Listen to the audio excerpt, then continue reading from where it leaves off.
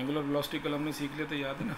और ये लास्ट में आता है omega equal to d theta by d t, इसको नाम दिया था इंस्टेंटेनियस एंगुलर वेलोसिटी।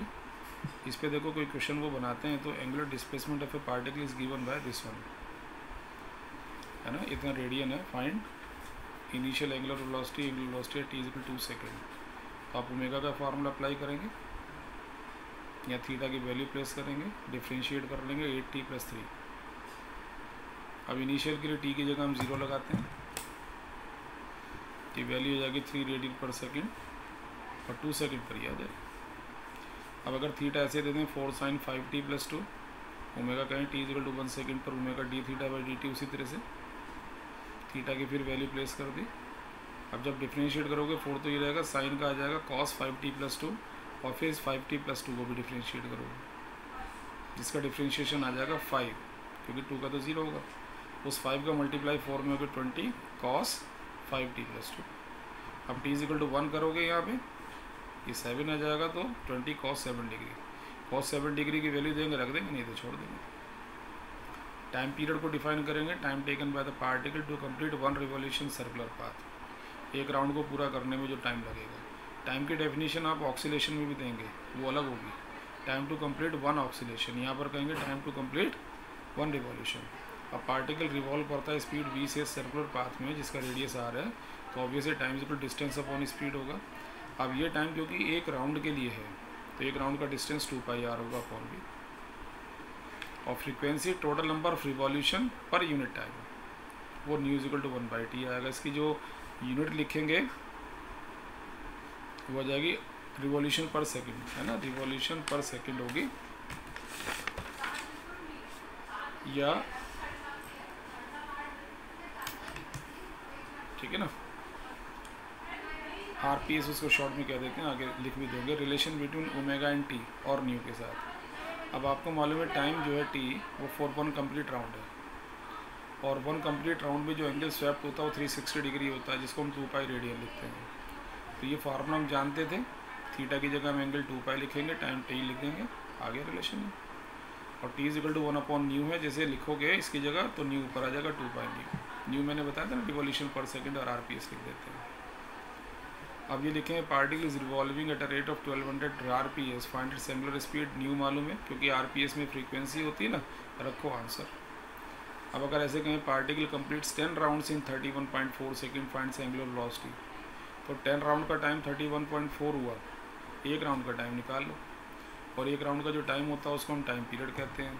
ओमेगा के फार्मूले में जाओ, पाई की जगह 3.14 रख के 2 रेडियन पर सेकंड आ जाएगा, है ना। अगर क्वेश्चन आपको दे calculate the angular speed of second hand, minute hand, hour hand of a clock, तो इन तीनों में जो कॉमन बात है वो है कि गिवन तो कुछ है नहीं, लेकिन तुम जानते हो सेकंड हैंड के लिए t 60 सेकंड है, रखो आंसर। मिनट हैंड के लिए t 60 मिनट है, सेकंड में कन्वर्ट कर लो, t की जगह प्लेस करो, रिलेशन का हमारा ना। अच्छा, न्यूमेरिकल करते समय बार लगाने की ज़रूरत नहीं, क्योंकि हम ये मान के चलते हैं कि एंगुलर स्पीड यूनिफॉर्म रही होगी।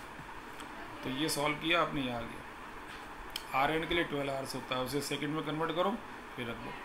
यानी आपको ये पता होना चाहिए कि जो 3 एंड्स हैं इनके लिए टाइम पीरियड क्या होगा। अब अगर वो कहते हैं calculate angular speed of Jio stationery satellite, जिसका दूसरा नाम है अर्थ सिंक्रोनाइज सैटेलाइट, तो ये जियो स्टेशनरी का मतलब होता है satellite which remain stationary relative to अर्थ।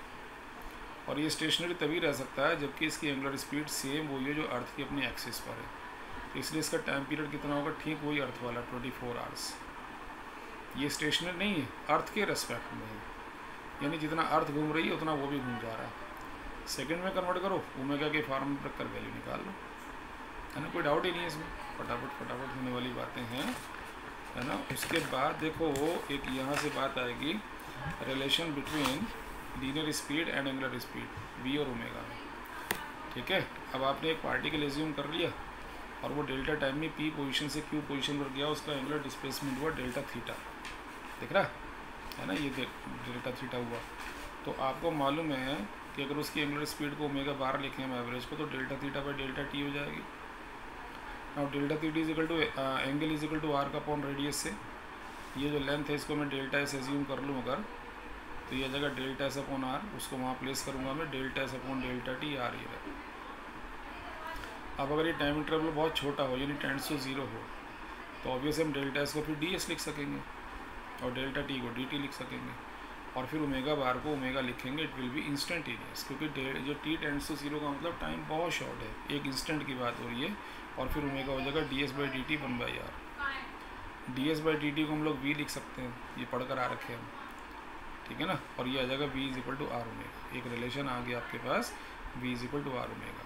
इस रिलेशन के बाद पर मैं एक बात सिखाऊँ आपको कि जैसे एक स्ट्रिंग है, इस पर 3 पार्टिकल आपने बांध रखे हैं, आप इसे घुमा रहे हैं, तीनों अलग अलग सर्किल में घूमेंगे, तो किसी भी मोमेंट पर अगर आप तीनों की एंगुलर वेलोसिटी निकालोगे वो सेम आएगी, जबकि लीनियर जो v है वो डिफरेंट आएगी। ये जो रिलेशन है ना, आपको इस रिलेशन में दिख रहा है कि v directly proportional to r है, बट आप कहोगे सर ओमेगा भी तो इन्वर्सली प्रोपोर्शनल टू r है ना। ओमेगा डिपेंड नहीं करता r पे, v करता। आप कैसे सिखाएं, देखो आपको कि जैसे ये पार्टिकल यहाँ से यहाँ पहुँचा, उतने टाइम में यहाँ पहुँचा, उतने टाइम में यहाँ पहुँचा, तो बच्चों तीनों ने ये एंगल बनाया, तो वी नो दैट तीनों एंगल तो सेम ही है। अगर ये 60 है तो ये भी 60 होगा, ये भी 60 होगा, तो यानी तीनों ने इक्वल टाइम में इक्वल एंगुलर डिस्प्लेसमेंट लिया। ओमेगा = θ/t होता, थीटा तीनों के लिए सेम, टी तीनों के लिए सेम, ऑब्वियस ओमेगा भी सेम, बट वी में क्या लेंगे, ये डिस्प्लेसमेंट लेंगे, और तीनों का ये डिस्प्लेसमेंट यानी लेंथ तो अलग अलग है। तो जब v = ds/dt करोगे तो वो ds तो तीनों का अलग होगा, v अलग आ जाएगा। तो ये ध्यान रखना कि v जो होगा डायरेक्टली प्रोपोर्शनल टू r होगा, यानी कोई पार्टिकल सेंटर से जितना ज़्यादा दूर होगा उसकी एंगुलर स्पीड उतनी ज़्यादा आएगी। अब जैसे ये क्वेश्चन दिया आपको, calculate the linear speed of 4 cm long second hand of clock और find the change in its linear velocity after 1/2 round. अब सेकेंड हैंड क्लॉक है, लेंथ इसकी 4 है, तो लेंथ को रेडियस लेंगे, क्योंकि ये जो लेंथ है ये इसकी सर्किल की रेडियस बन जाएगी। टी इसका 60 होता है, तो पहले ओमेगा फाइंड कर लो इस रिलेशन से, 2π/t सीखा था ना, v = r ओमेगा में रख के आंसर निकालो।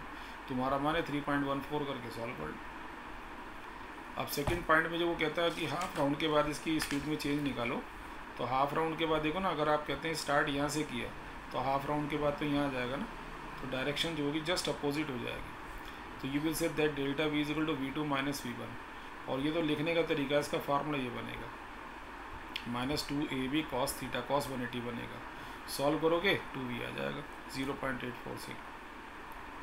अब आपसे कोई पूछे भाई वेलोसिटी में चेंज क्यों हुआ, v1 v2 दोनों की वैल्यू तो आपने सेम रखी, दोनों की जगह देखो v लिखा मैंने पहले, v आ जाएगा, v की वैल्यू वो ले लूँगा मैं 0.42, क्योंकि चल तो एक ही स्पीड से रही ना वो, तो फिर कैसे वेलोसिटी में चेंज आ गया, तो will say due to change in direction, direction बदल गई, इसकी वजह से वेलोसिटी में चेंज आ गया। एग्रीड।